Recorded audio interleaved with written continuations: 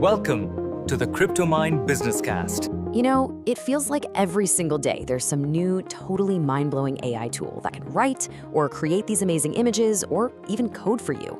I mean, we are right in the middle of this massive AI boom. It's like a gold rush for the digital age. But, you know, with all this incredible speed, there's also this growing sense of unease. You gotta ask, what are the risks? And who, if anyone, is actually in charge here? All right, let's really get into this, because this quote, it just hits the nail on the head. It's not just about who can build the smartest AI anymore. No, it's a flat-out race for our attention, for our loyalty. And this crazy pace of innovation, it has just completely outrun any attempt to create rules. It's left us in this kind of digital Wild West, where the biggest players are pretty much just making it all up as they go along. So, I mean, that's the big question, right? How do we actually harness all this incredible potential without just letting the risks run completely wild? How do you even begin to build guardrails for this super speeding highway of technology? Well, it turns out one of the world's biggest economic players has decided to step in and try to write the first ever comprehensive rulebook for all of this. All right, so to get our heads around all of this, here's a quick look at what we're going to cover. First, we'll talk about this Wild West moment we're in. Then we'll dive into Europe's big new rulebook. We'll look at what they call unacceptable risks, the stuff that's just flat out banned, and the rules for high-stakes AI. After that, we'll touch on the transparency rules for the everyday AI you and I use. And finally, we'll explore the huge global ripple effect this whole thing could have. So, how do you tame the Wild West? Well, the European Union is stepping up to the plate with its landmark AI Act. And trust me, this is a huge deal. It's the world's first major comprehensive law designed specifically to regulate AI. You could say they're trying to be the new sheriff in town. So what's the core idea behind it all? Honestly, it's actually pretty simple when you break it down.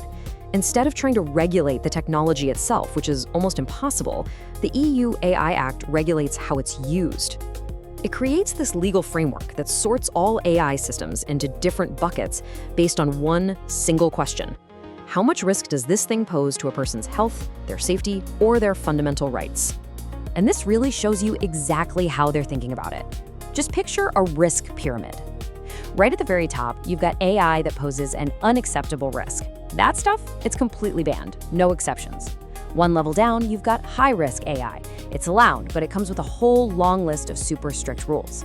Then there's limited risk AI, where the main thing is just being transparent about it. And way down at the bottom, you have minimal risk stuff like, say, a spam filter, and that has very few rules at all.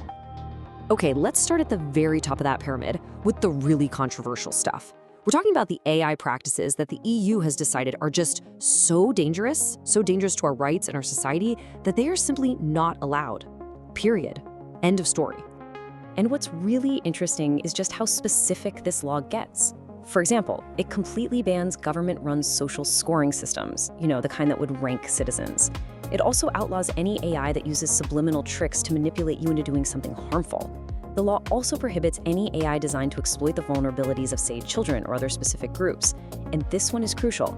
It bans emotion recognition technology in workplaces and schools. Plus, it bans real-time biometric scanning, like face scanning, in public spaces by the police, with just a few very narrow exceptions. All right, let's move down one level to the next category, high risk. Now, this isn't about banning AI. It's about putting it on a really, really strict watch list. See, these are the kinds of AI systems that are allowed to exist, but they need serious oversight because, well, their decisions can literally change the course of someone's entire life. I mean, just think about it for a second. We're talking about an AI that could be the deciding factor on whether you get a job or if you're accepted into college, or whether you get that loan you need. It could even be used in the justice system. When the stakes are that high, when a single decision can have such a massive impact on your future, the EU's basically saying, nope, special rules have to apply here. So what do these rules actually look like in practice? Well, for instance, if an AI is used in hiring, the company has to prove it doesn't just reinforce old biases.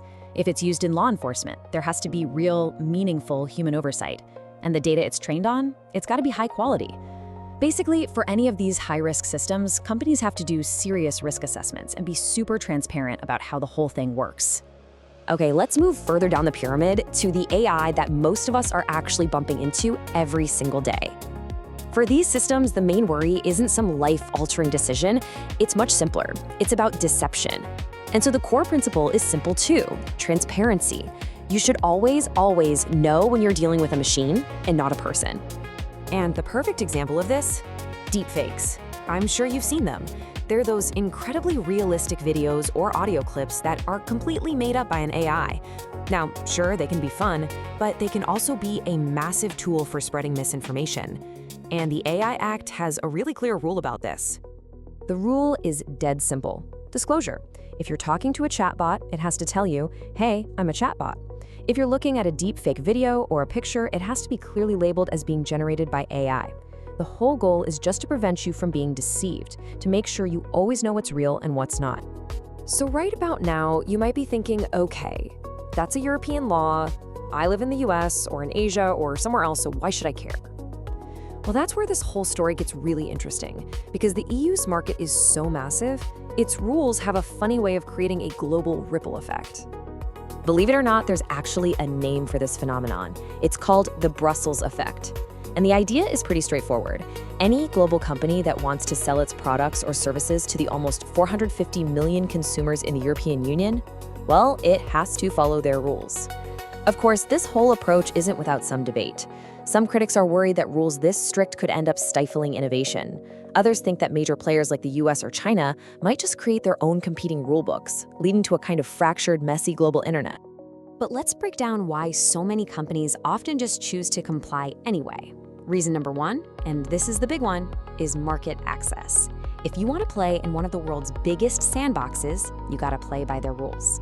Reason two, it's often just easier and cheaper for a company to adopt that high EU standard everywhere, across the board, instead of trying to make different versions for different countries. And finally, there's trust. Complying with a really strict regulation like the AI Act can actually help you build trust with customers all over the world. And all of this leaves us with one final, really critical question. The race to build AI is absolutely global, but the very first comprehensive rulebook is coming out of Europe. So will the Brussels effect manage to turn the EU's vision for safe and ethical AI into the default global standard? Will it end up shaping this technology for every single one of us, no matter where we live? I guess only time will tell, and the next few years are going to be fascinating to watch. Welcome to the CryptoMind Business Cast.